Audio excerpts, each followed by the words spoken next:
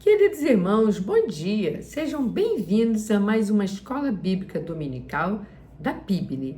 A lição de hoje, que é a lição 2, tem como tema Desafios da Fé diante da adversidade.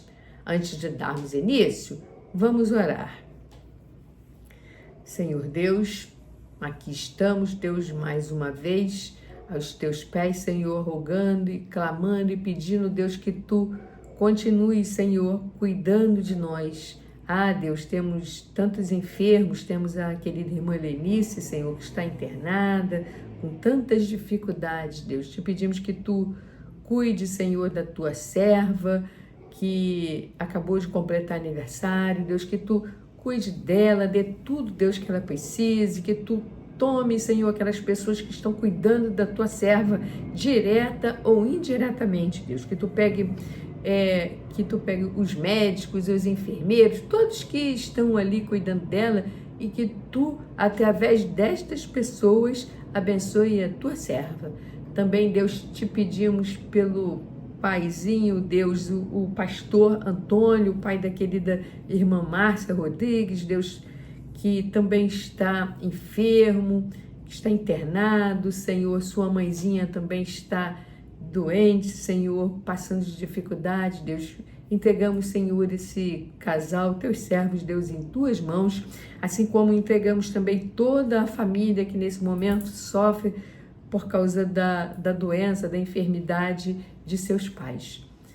Também, Senhor, te entregamos a família pastoral, Senhor, que está enlutada, Senhor, o querido pastor Kleibel, Deus, que perdeu o seu tio, Deus. Toma o pastor em tuas mãos, toma todas as pessoas da família que estão tristes, Senhor, por conta da perda, Senhor, desse ente querido.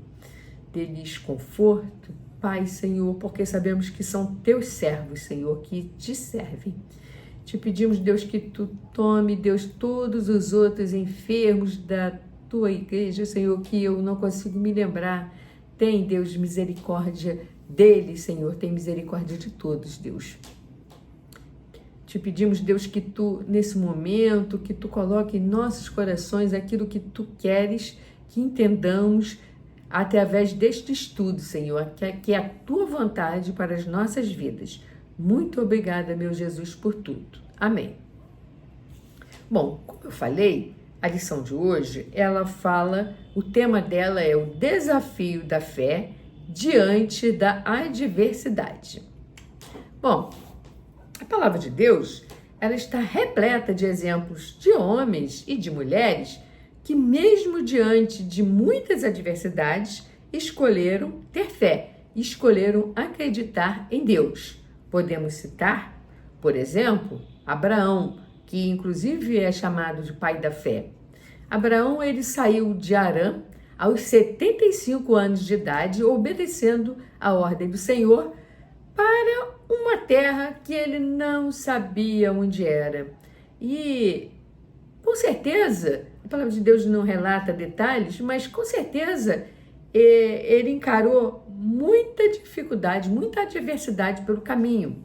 Ele não sabia por onde ele ia, tinha muita gente caminhando, tinha que levar todos os animais, era um caminho difícil, era árduo e com certeza ele teve muita dificuldade mesmo, mas seguindo a ordem do Senhor e crendo, ele conseguiu. Inclusive, depois o próprio Abraão dá um outro grande exemplo de fé.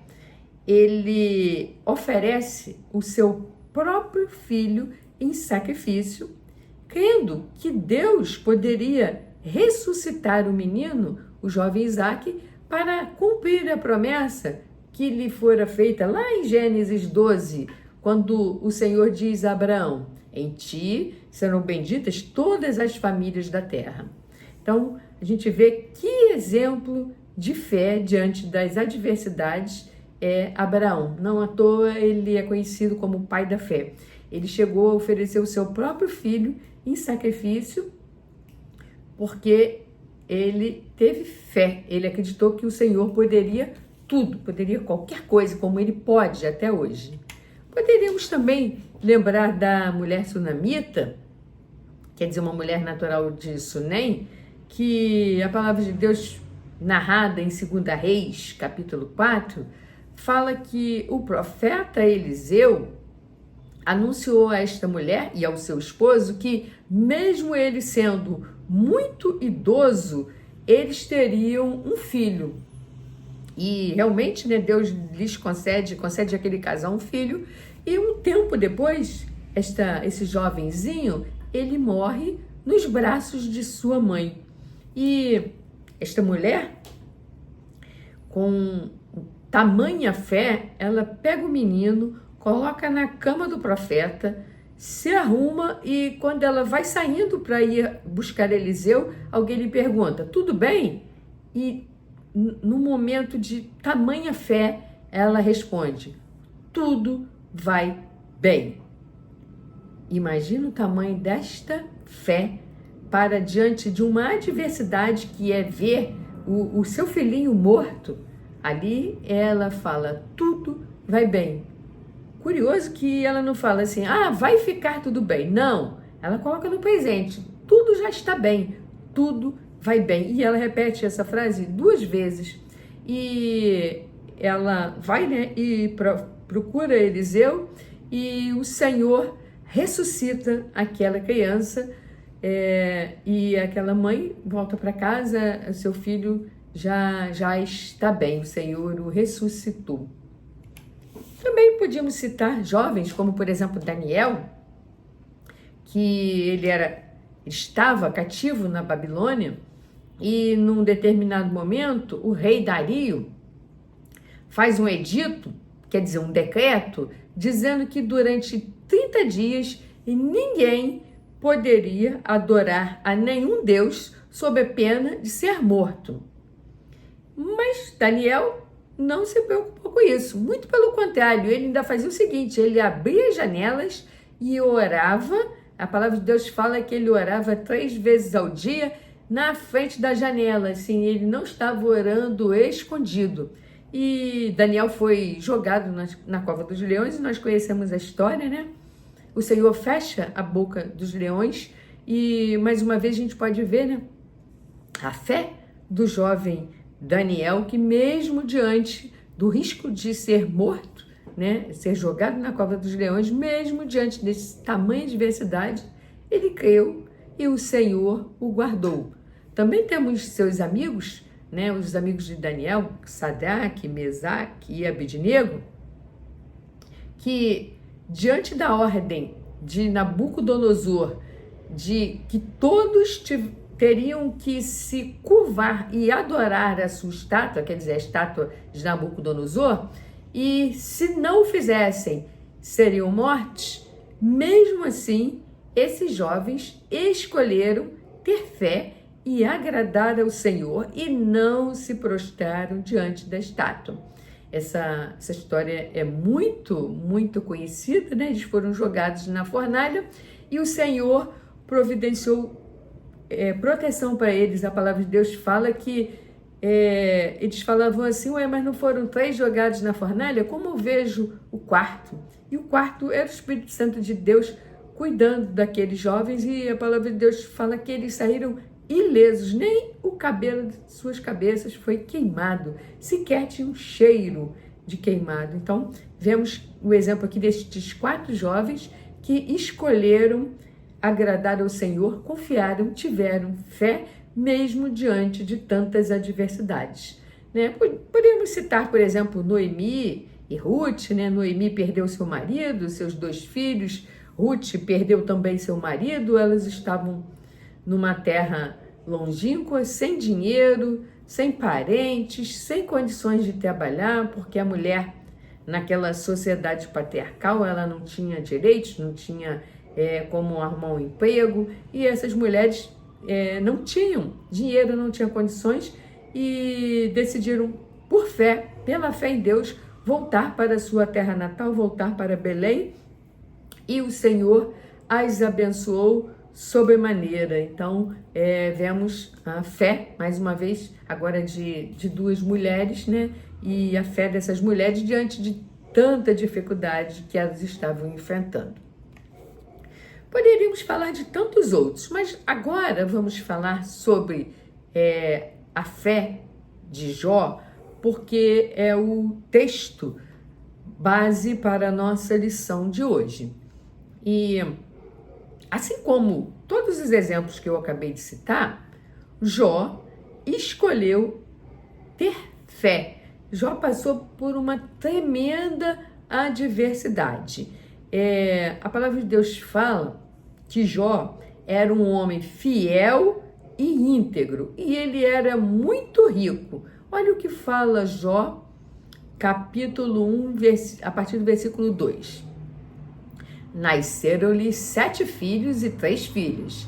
Tinha 7.000 ovelhas, 3.000 camelos, 500 juntas de boi, ou seja, 1.000 bois, e 500 jumentas. Também tinha muitíssima gente a seu serviço, de maneira que este homem era o maior de todos os do Oriente. Então, só para você ter uma ideia de quanto dinheiro e prestígio Jó tinha. Aí o que aconteceu? Deus permitiu que Satanás tomasse seus bens materiais e que matasse seus filhos. Aí a gente pode perguntar, mas por quê? Já que Jó era um homem íntegro. Humanamente falando, talvez não consigamos entender isso, mas a palavra de Deus nos auxilia, por exemplo, no versículo de Isaías 55:9, que nos diz: porque assim como os céus são mais altos do que a terra, assim os meus caminhos são mais altos do que os seus caminhos, e os meus pensamentos são mais altos do que os pensamentos de vocês. Ou seja, mesmo que a gente não entenda, né, muitas vezes nós não conseguimos entender os propósitos do Senhor, porque os propósitos do Senhor são muito maiores e mais altos que os nossos. Vamos ler Jó 1, do capítulo 14 até 21. Leiamos. Veio um mensageiro a Jó e lhe disse: os bois estavam lavrando e as jumentas estavam pastando junto a eles. De repente, os sabeus atacaram e levaram tudo.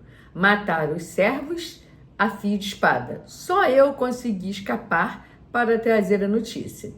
Enquanto este ainda falava, veio outro mensageiro e disse: fogo do céu caiu e queimou as ovelhas e os servos, destruindo todos eles. Só eu consegui escapar para trazer esta notícia.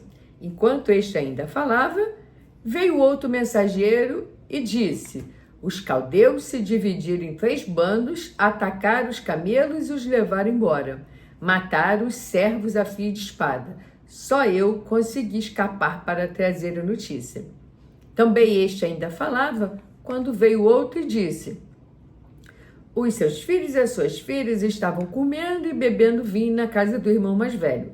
De repente, eis que se levantou um vento muito forte do lado do deserto e bateu contra os 4 cantos da casa. Ela caiu sobre os jovens e eles morreram. Só eu consegui escapar para trazer a notícia. Então, olha quanta diversidade. Jó se levantou, rasgou o seu manto, rapou a cabeça, prostou-se em terra e adorou.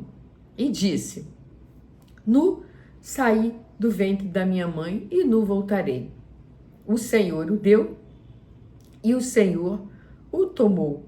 Bendito seja o nome do Senhor. Então, olha a adversidade, tudo de uma única vez. Ele perdeu seus bens, seus servos, perdeu seus filhos, seus 10 filhos de uma única vez. Então a gente não consegue nem imaginar, né, que tristeza de Jó com tudo de uma vez só. Mesmo Jó não entendendo o porquê daquilo tudo, ele escolheu ter fé e mesmo assim ele louvou e disse: bendito seja o nome do Senhor. Vemos que ele se tornou um exemplo de perseverança no Senhor. Então, Jó é um grande exemplo de perseverança no Senhor. Aí na revista O Primeiro Tópico fala que a saúde de Jó é atacada. Então já falamos que Jó perdeu seus bens materiais, já perdeu seus servos, perdeu seus filhos e agora a saúde de Jó é atacada. Leiamos Jó, capítulo 2, versículos 7 e 8. Então Satanás saiu da presença do Senhor e feriu Jó com tumores malignos, desde a planta do pé até o alto da cabeça. Jó, sentado em cinza, pegou um caco de barro para com ele raspar as feridas. Jó tinha tanta ferida, né, no corpo todo, desde a planta dos pés até a cabeça, e eram tantas que ele raspava as suas feridas com um pedaço, um caco, né? E mesmo diante disso, ele continuou com fé. Cabe ressaltar aqui que, de acordo com a lei mosaica, já que o livro de Jó, o relato do livro de Jó é no Antigo Testamento, então ainda era lei mosaica, qualquer pessoa com ferida na pele, ela deveria ser afastada do convívio social por um período e levada ao sacerdote para que o sacerdote determinasse se aquela pessoa tinha ou não lepra. Caso tivesse lepra, ela tinha que ser afastada, né? Tinha as cidades onde os leprosos viviam. A lepra é o que seria nos dias de hoje a hanseníase, né? E naquela época não tinha cura e todos os leprosos, eles ficavam numa cidade.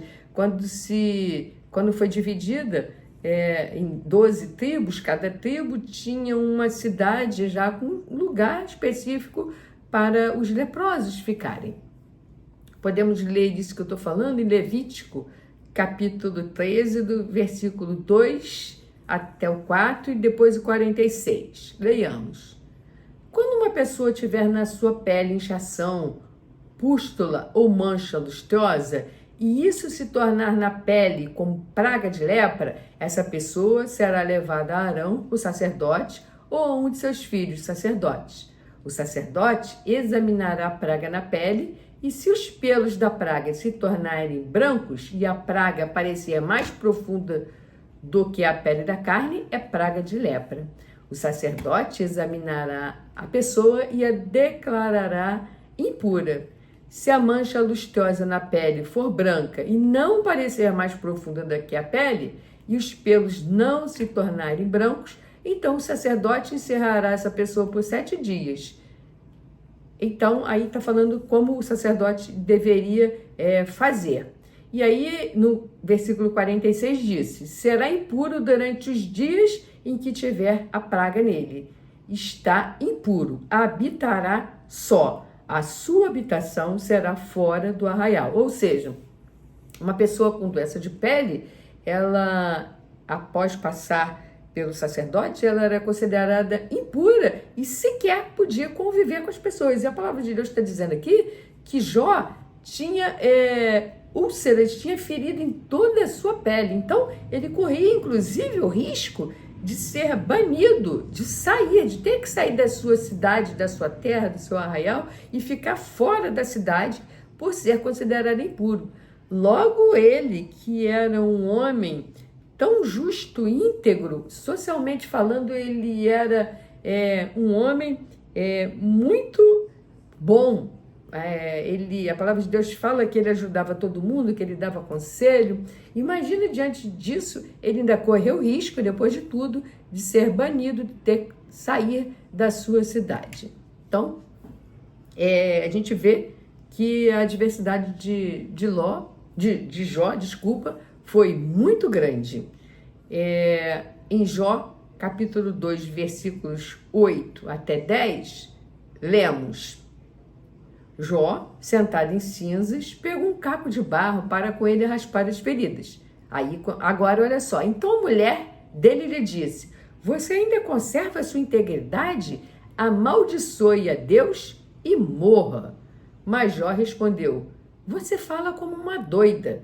Temos recebido de Deus o bem. Por que não receberíamos também o mal? Em tudo isso, Jó não pecou com seus lábios. Então, a mulher de Jó falou: amaldiçoa o teu Deus e morre. Que Deus é esse que deixa você passar isso? Amaldiçoa ele e morre. Jó falou, não seja insensata. Se eu recebo de Deus as coisas boas, por que eu não receberia também a doença, as adversidades? Então, Jó não pecou. Jó foi íntegro e Jó foi um homem de fé. Talvez algum amigo ou familiar já tenha nos dito a você ou a mim, diante de uma adversidade que estejamos passando, coisas do tipo, você vive na igreja e mesmo assim está cheio de problemas. O fulano lá, ele faz tudo errado e mesmo assim dá tudo certo para ele. Olha como é que ele tem muito dinheiro, tem uma casa boa, olha como ele viaja. Ou até mesmo, quem sabe, um de nós já tenha pensado isso. Poxa, o fulano que faz tudo de errado, olha como é que a vida dele prospera. Eu que estou aqui fazendo as coisas certinhas, estou cheia de problemas. Mas o que Deus nos promete vai muito além desta vida.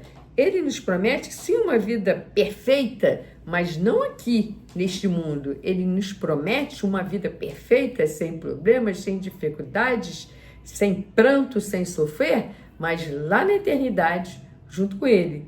Aqui, no mundo, a palavra de Deus fala, no mundo tereis aflições, mas a palavra continua falando, mas tem de bom ânimo, porque eu, Jesus, venci o mundo. Então, em Jesus, somos mais do que vencedores. Então, mesmo diante da reação de sua esposa, Jó continua fiel, Jó continua firme, manteve sua fé intacta. Agora, o segundo tópico fala sobre o silêncio de seus amigos. Após o ataque à saúde de Jó, que nós já vimos que ele perdeu os bens, perdeu os filhos e depois ele teve o problema de saúde muito sério.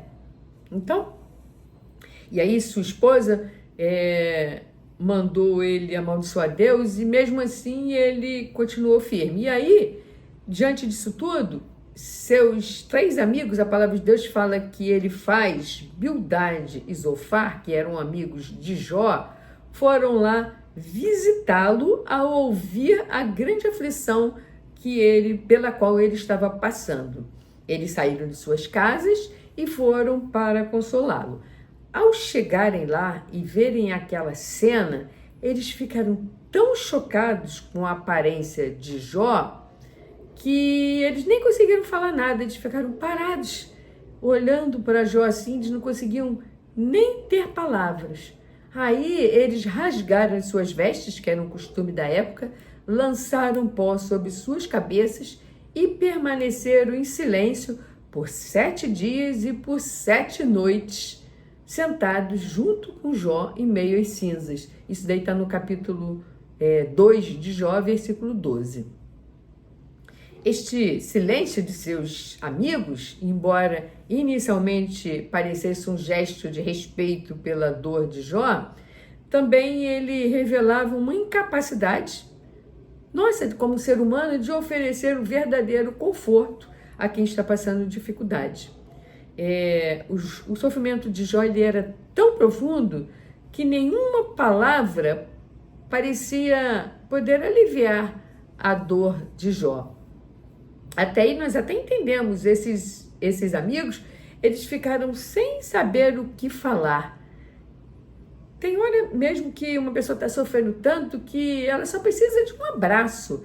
Ela não quer nem ouvir nada aqui, ela não quer nem que a gente fale nada, ela só quer chorar, um amigo para ela chorar no ombro, para que ela tenha ali o consolo. E esses amigos ficaram sem palavras.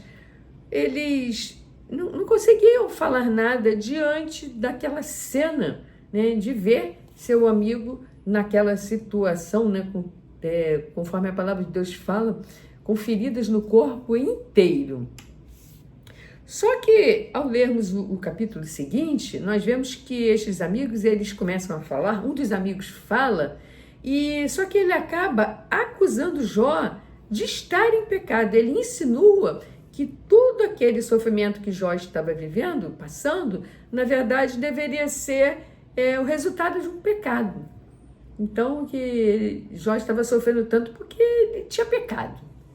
Muitas vezes, até nós achamos que um servo do Senhor não deveria sofrer tanto aqui na terra. Mas o próprio Jesus sofreu, né? Quem dirá nós? Às vezes é comum a gente falar assim, mas o fulano é um servo de Deus, um pastor. Poxa, olha como ele está sofrendo. O próprio Jesus sofreu, gente. Então, no mundo tereis aflições. É assim mesmo. E aí, quando Jó é acusado, né? Olha o que ele responde no capítulo 4, do versículo 6 até 9. Você não tem confiança no seu temor a Deus? Não tem esperança na integridade de seus caminhos? Pense bem, será que algum inocente já chegou a perecer? Aqui o amigo dele falando com ele. E onde os retos foram destruídos? Segundo eu tenho visto, os que lavram a iniquidade e semeiam o mal, isso mesmo eles colhem. Com o hálito de Deus perecem e com o sopro da sua ira são consumidos. Então, o amigo de Jó falando para ele isso daqui, você não tem confiança no teu Deus, não? Você não tem esperança? E fala assim, continua, né, dizendo que você já viu o inocente perecer tanto assim? Se você está com tanto problema assim, olha, você pecou, você tem que pedir perdão a Deus porque você está em pecado. E aí, Jó não estava em pecado. A palavra de Deus fala que Jó era um homem íntegro e temente a Deus. E aí Jó, então, responde a este amigo, aí no capítulo 6 agora. Aquilo que a minha alma recusava tocar, isto é agora a minha comida repugnante. Quem dera que se cumprisse o meu pedido e que Deus me concedesse o que desejo, que fosse do agrado de Deus esmagar-me, que soltasse a sua mão e acabasse comigo. Isto seria a minha consolação e eu saltaria de contente na minha dor, que é implacável. Porque não tenho negado as palavras do santo. Por que esperar se já não tem forças? Por que prolongar a minha vida se o meu fim é certo? Por acaso a minha força é força da pedra? Ou é de bronze a minha carne? Ao aflito deve o amigo mostrar compaixão, mesmo ao que abandonou o temor de Todo-Poderoso. Então aí Jó já começa a falar com o amigo assim, se tem uma pessoa aflita, mesmo que aquela pessoa esteja em pecado, você tem que mostrar compaixão. Está dizendo assim, vocês não estão mostrando compaixão comigo. E aí Jó continua falando no versículo 21, assim também vocês não me ajudaram em nada. Por acaso pedi que me dessem recompensa? Ou da riqueza de vocês me trouxessem algum presente? Será que eu pedi que me livrassem do poder do opressor? Ou que me resgatasse das mãos dos tiranos? Ensine-me e eu me calarei. Mostre-me em que eu tenho errado. Por acaso vocês pensam em reprovar as minhas palavras, ditas por um desesperado ao vento? Agora, pois, tenham a bondade de olhar para mim e vejam que eu não estou mentindo na cara de vocês. Por favor, mudem de parecer e que não há injustiça. Mudem de parecer e a justiça da minha causa triunfará. A iniquidade de meus lábios? Será que a minha boca não consegue discernir coisas perniciosas? Então, os amigos de Jó o acusam, né? Sugerem que ele está em pecado e ele se defende. Ele fala que mesmo ele não está em pecado, mas mesmo que eles estivessem, que as pessoas tinham que ter compaixão e eles não estavam tendo compaixão.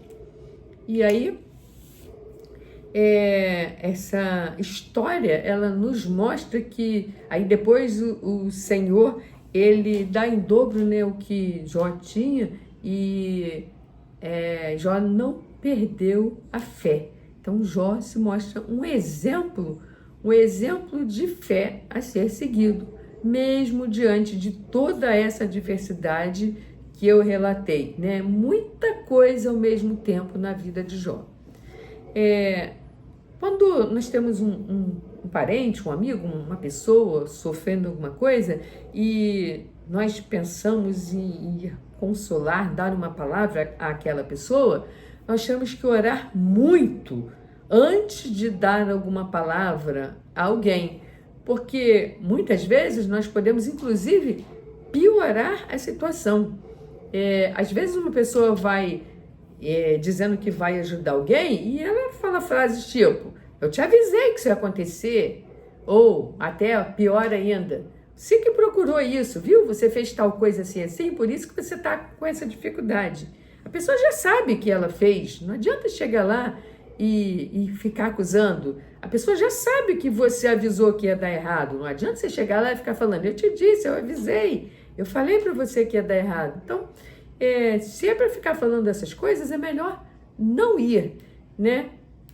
Nós temos que, para estar diante de uma pessoa que está sofrendo, orar ao Senhor para que Ele nos dê uma palavra de consolo baseado na palavra de Deus, né? Uma palavra firmada naquilo que a palavra de Deus fala, né? Para que possamos verdadeiramente falar alguma coisa certa, alguma coisa que agrade ao Senhor. Muito pior ainda é quando nós julgamos, igual os amigos de Jó fizeram, né? E falamos que, para você estar passando por essa dificuldade, alguma coisa ruim tu fez. Tu só pode estar em pecado, né? Eu já ouvi até pessoas falando assim: por um pastor estar passando por isso, porque ele deve estar em pecado. Muita coisa errada esse homem deve ter feito. Claro que não, gente. Se o próprio Jesus, que nunca pecou, ele passou por muitas dificuldades nesta vida, né? Quem dirá nós, né? Então, é isso. O autor da revista, ele encerra falando o seguinte: o livro de Jó nos mostra que mesmo quando não entendemos o motivo do nosso sofrimento, podemos escolher confiar em Deus. A fé que se mantém firme diante da adversidade é a fé que realmente reflete uma confiança profunda em quem Deus é e não apenas no que Ele faz por nós. Quando nossa saúde, nossos relacionamentos e nossos bens materiais são afetados, a verdadeira pergunta é: continuaremos confiando em Deus?